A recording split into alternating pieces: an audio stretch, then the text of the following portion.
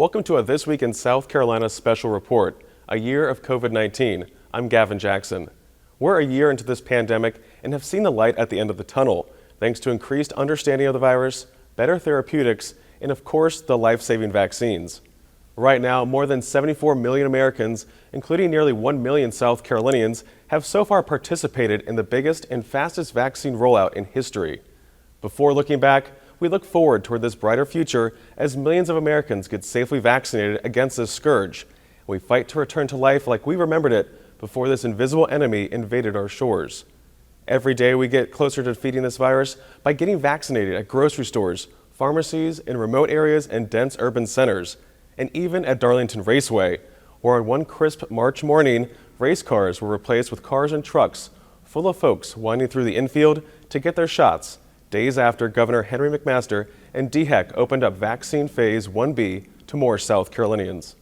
We do feel like this is an historical moment. We have been very passionate and getting vaccines out. We haven't done a drive-through. We identified that mobility might be an issue for some people and wanted to offer that. And this venue allows us that, so people don't have to get out of their cars, completely drive-through. It's a fun thing to come through the tunnel and get your vaccine here right off of pit road, right off of the finish line where we're standing now. So we want it to be a positive experience. We definitely think getting the vaccines, it is absolutely a positive thing for our community, and we're celebrating that today. I think the demand now is there. You saw the excitement. We filled up within 24 hours after making the announcement that we could have 1B. So we're excited about that. And they understand the importance of this, that we're changing lives. We're actually saving lives today. There will be lives saved from this event today. I mentioned this morning that we're almost a year. I think we received our first patient on March the 16th of last year. So it's been almost 365 days. And it's been ups and downs. We had several peaks in the hundreds. The highest peak that we had was in the 160s here at the beginning of the year. And you know, it's put a toll on the medical staff, on the clinical staff, and their dedication to all of our patients, but particularly this COVID patient, has been amazing. It's something to be proud of. We're excited about the vaccine. You know, it's just one of the tools that'll help us hopefully get back to some normalcy. But to be able to come out here today and do a mass vaccination, get 5,000 community members vaccinated will only help us in hopefully getting rid of these masks and getting back to normal life. Normal life forever changed shortly after the COVID-19 pandemic reached our state. The governor declared a state of emergency last March, and we've remained in one ever since. There were difficult days, sacrifices made, and nearly 9,000 South Carolinians lost. I never expected that we would see this many deaths from a single illness in such a short period of time. We're just a year, when we look at where we were a year ago, I never would have dreamed we would be looking at what we're looking at now. Well, those early days in March for us in public health, we monitor disease transmission internationally all the time, looking for these sporadic outbreaks. So we had been watching the emergence of this novel virus in China since December, and we were monitoring the travelers, and so we knew that ultimately when things began to spread, that ultimately it would occur here in the United States and that it would occur in South Carolina. We did not anticipate that the first cases would be in Camden, South Carolina. We thought that it would be introduced from some international traveler who had come to one of our major airports or something like that. So for the first cases to have occurred, well, the very first cases that occurred in South Carolina actually were related to international travel, not unexpected. But the first cases of community transmission in South Carolina, where we couldn't identify any international travel, we didn't anticipate that would be in a small community of Camden. And then we also didn't anticipate the impact that it would have on that small community.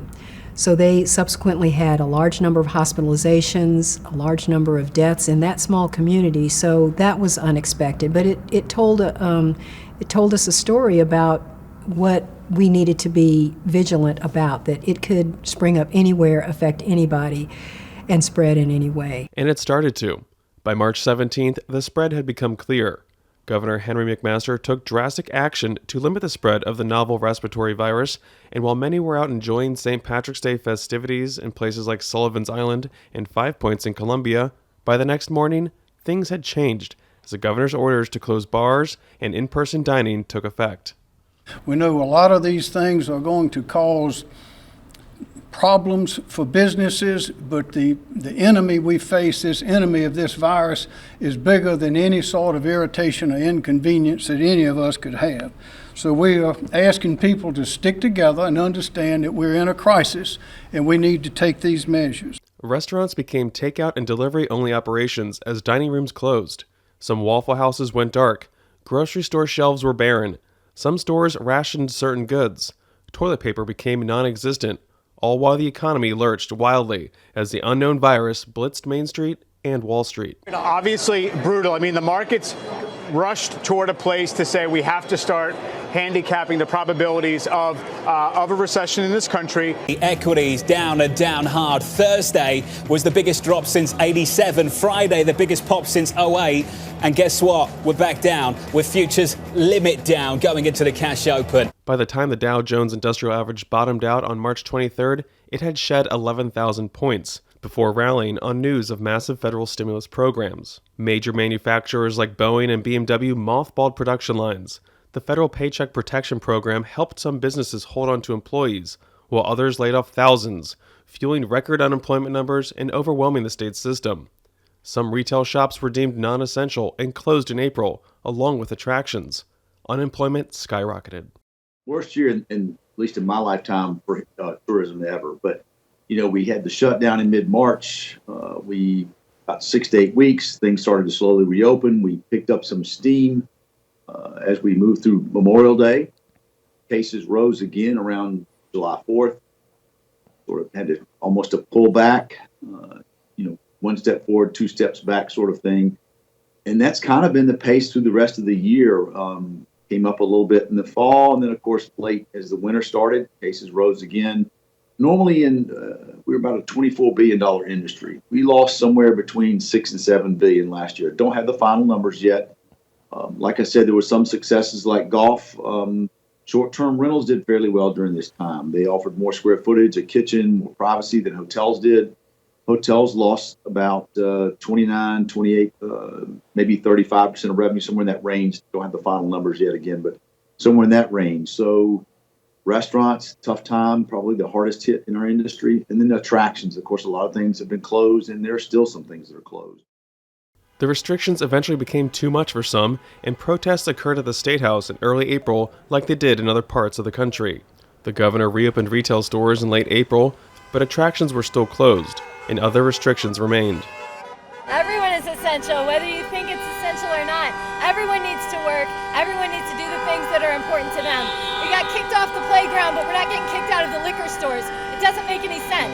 We're still in a serious situation, but also South Carolina's business is business. And to the extent that we can, we must let those businesses operate because people want to work, they need to work, the families need to work, they need the jobs, and we're going to do all that we can do to see that they can do that and continue with their lives as much as possible under these very serious situations. Soon, restrictions began easing, replaced by guidelines to follow, such as social distancing and masking, even as we experienced our summer surge that strained the front lines. The governor and business leaders formed Accelerate SC to craft recovery strategies and how to allocate the flow of billions of dollars in federal aid to the state. There will be change. When the governor and I were together the other day, we both knew that we're looking at a new normal. We don't know exactly what it is, and that's what this group has got to help us figure out. Well, we did also have to recognize the economic impact of COVID. And that's when I talk about there were ways to more safely reopen. I mean, there were certainly activities that were not essential, where reopening occurred and the recommended prevention behaviors were not in place. So I saw an opportunity. You could do both. It wasn't a one or the other. You could reopen, and you could have the limited capacity, and you could have the masks, but to have done the reopening without the masks, without the mask ordinances, without the requirements for certain physical distancing, without the limitation on gatherings where masks would be required. I think that was perhaps the missed opportunity. So it wasn't that the reopenings themselves There's certain timing about that, but there were ways to have done reopenings more safely. Our economy is continuing to recover, both at the U.S. and the South Carolina levels. So when we look locally here, we're continuing to progress. The unemployment rate now at 4.6% in South Carolina. And it's that slow and steady recovery that we've been seeing all throughout the fall and into the winter. But the recovery has also been very dichotomous, meaning that if you look at all sectors in South Carolina, except for leisure and hospitality, basically the service sector, we're doing very well and we're almost fully recovered. Employment levels now are within a percentage point of where they were this time last year. But if we look at leisure and hospitality, if we look at that service sector, it's still down about 17%. And in 2021, we're not going to see full recovery of leisure and hospitality until we get the vaccine distributed. And so that's really what we're looking towards as we move ahead. Recovery in South Carolina at this point really means recovery of leisure and hospitality, because most other sectors have recovered and are doing well. While the business world was jolted, the hunt for gloves, masks, and gowns, as well as testing supplies, was ongoing. Our limited allocation from the Strategic National Stockpile started being delivered in mid-March, while officials looked high and low across the world to supplement dwindling supplies. When asked if we were prepared, Dr. Bell said this. No, we didn't know what to expect. We had many things in place to flip certain switches, to activate, to respond, to prevent it from being worse than it was. But we weren't fully prepared. At a number of levels. There had been plans in place in the past that were not that were no longer in play, that could have been activated as quickly as possible. From your very first question about epidemiology, how do diseases spread? Who do they affect? What's the timing? From that perspective, knowing what to expect, I think we were prepared for what to put in place to limit spread. But in terms of having everything that was needed to do that, manufacturing, were enough masks even available when we recognized that they were needed and effective, that they weren't yet in place? Those are just some examples of maybe where we weren't exactly prepared, but we got there as quickly as we could. The pandemic instantaneously changed everyone's lives. We all made sacrifices, and some took on challenges in the worst of it. Those in the Black community were disproportionately affected due to a multitude of health and socioeconomic factors. And the South Carolina African American Historical Commission captured dozens of their stories as part of their Black Carolinians Speak, Portrait of a Pandemic. Alicia Mcfarland is one of them, a nurse who came down with COVID-19 upon returning to South Carolina in March 2020 after working in California. When she recovered, Alicia headed to New York, where the initial surge still raged. Her family was shocked. Like, what? You just got better. What are you thinking?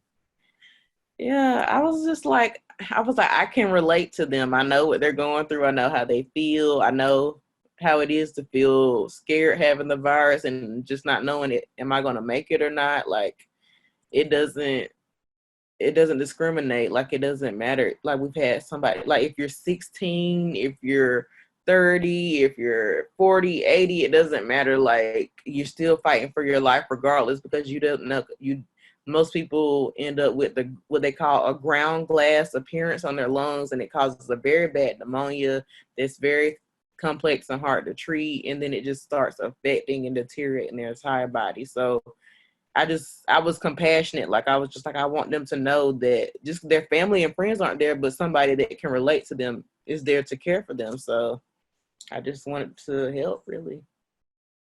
Like so many aspects of life, education changed overnight. Parents that could work from home became part-time teachers.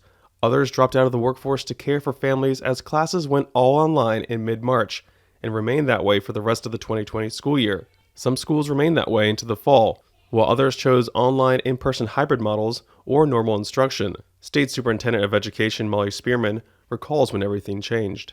I remember one Superintendent Collin, we had a parent show up with a mask on at school, and thinking back to that, it's almost hilarious to see where we've come from. But we also knew there was not a single case in a school. But yet the public outcry was, why haven't you already closed schools? That Sunday that the governor announced the closing of schools, we actually had 2 conference calls that day with superintendents to really tell them what was happening. We weren't sure if the closure was going to be for Monday or that Friday. So immediately, they found out about 4 o'clock on a Sunday afternoon that school was going to be closed, but yet they needed to feed all the children in their district. So it was a miraculous effort. They showed up, they did what they needed to do, and we fed over the summer over 21 million meals to students' buses, and not only fed them, but delivered the meals to the students. So it was quite an operation. General Patton, I'm told, would have been very proud. The education community showed that they could turn on a dime. The other piece of it was the virtual learning, and maybe we can talk a little bit about that, because that certainly put a focus on how ill-prepared some areas were versus some who children had the devices in their hands. I guess just early on, it was a train wreck, because obviously none of the teachers were prepared to teach entirely online.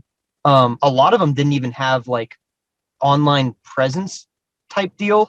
I think one of my classes had a like Google Classroom page, but I don't think anybody else did.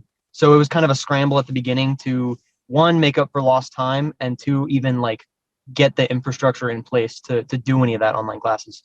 I definitely struggle. I'm able to get myself back on track, and I do think it helps being in person. The biggest part of that is just the routine. Before, when we had no in person, it was like, all right, I'd wake up at noon and I'd log on and get done. I would sit there for an hour and be like, do I really want to do this? Maybe I'll do it later. But at least being here, having to be here at 9 o'clock in the morning, it helps a lot. Before everything was through email with one teacher. I'd have Google Classroom with another. There was some third-party website with a different teacher. Now it's all on the Canvas, like some deal that our school district has with Canvas. Everything's on there. We take all our tests on like this Google Classroom browser type thing. Obviously, all of our online lectures are through Zoom or recorded. So it's definitely a lot more structured than it was at the end of last year. Hundreds of families are now online because of optic fiber that has been put in the ground over the last few months. So devices have been purchased, teachers have been trained, just a whole new virtual system that was not there for much of the state is now there and in place. Mm-hmm. The other thing is, I think it forced us at the Department of Education to really put in priority standards. We have heard from teachers for a long time that our standards are so broad, there's so much that you have to teach. This it forced us over the summer to bring together groups of teachers with some experts, and we now have priority standards, which our teachers are raving about. We have been asking for years to buy a learning management system. It's very expensive, and we never could get the funding to do it. That's a way that connects every teacher in South Carolina to good quality standards. We can communicate with them. We were able to purchase that now with federal funding, a repository for all great lessons. So we have come so far with the resources that we're able to give our teachers in South Carolina that will be ongoing forever. So there's a lot of lemonade. And I think just the strength of character, while we're all very tired, I know our character has been strengthened, and that we have and are making it through a very difficult time, and we are a better system because of it, and that makes me really proud. The pandemic also delayed life, from simple moments to big days alike. The mental health of many began to deteriorate as social interactions were curbed. Alcohol sales jumped, as did concerns of increased drug use and signs of physical abuse that were now hidden from view. Healthcare delays also had tragic consequences. As part of the Portraits of a Pandemic project, Marilyn Hemingway said that for her father, who was dealing with cancer last year, those delays and shutdowns meant death. My father died from cancer but COVID killed him. And the reason I say that is I think the shutdown from the pandemic, he lost his social outlet.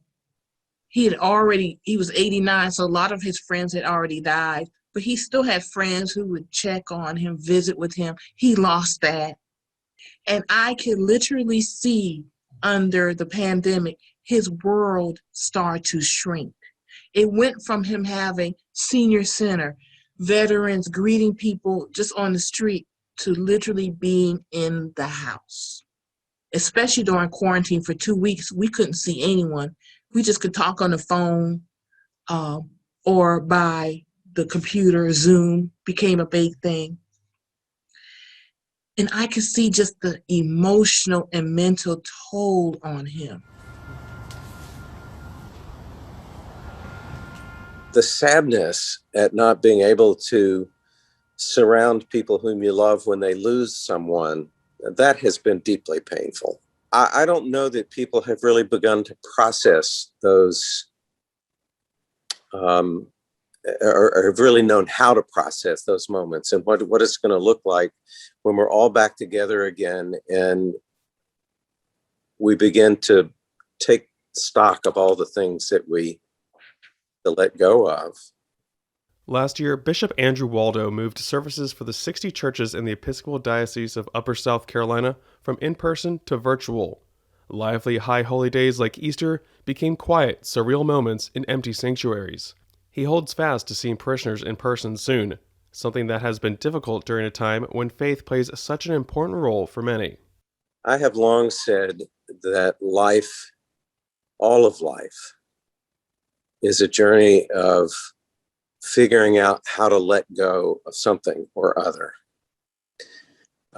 Sometimes it's letting go of a hope. Sometimes it's just letting go of an opportunity to do something we want to do but couldn't do. But sometimes it's really those profound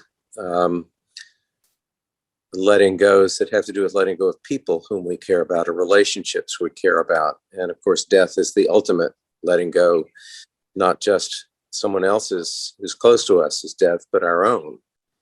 And I think we've all had to face our mortality in ways that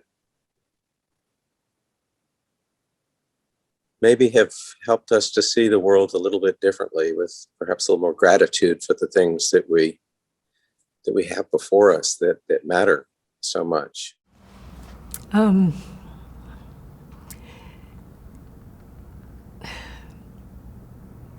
So many things kept me grounded. The very first was my family. My immediate family, my husband, my children, were so understanding of what I was confronted with that just work hours, what I was required to do, the support from my immediate family was tremendous. My mother, who is now deceased, that immediate support was what kept me grounded. But in addition to that, that's my immediate family. My public health family. I mean, I've worked at DHEC for 27 years, and people in my public health family showed up in a way that I don't think many people appreciated, that they also invested everything that they had, that people, we're a year into this now, I know so many people who worked almost 365 days, including, and I mean every weekday, every weekend day, to create the data that was expected, to do the outbreak response that was expected, to do the investigations, to just be there to respond to the needs in the community. And so many people gave so much. And we were working virtually, though, for much of this time. But we remained connected virtually through our calls and that support for one another in that workspace when we were really confronted with just many, many demands from an incident command structure and many expectations. And so that kept me grounded too, that people were just not giving up. that they, many people weren't even required to do much of what they were doing.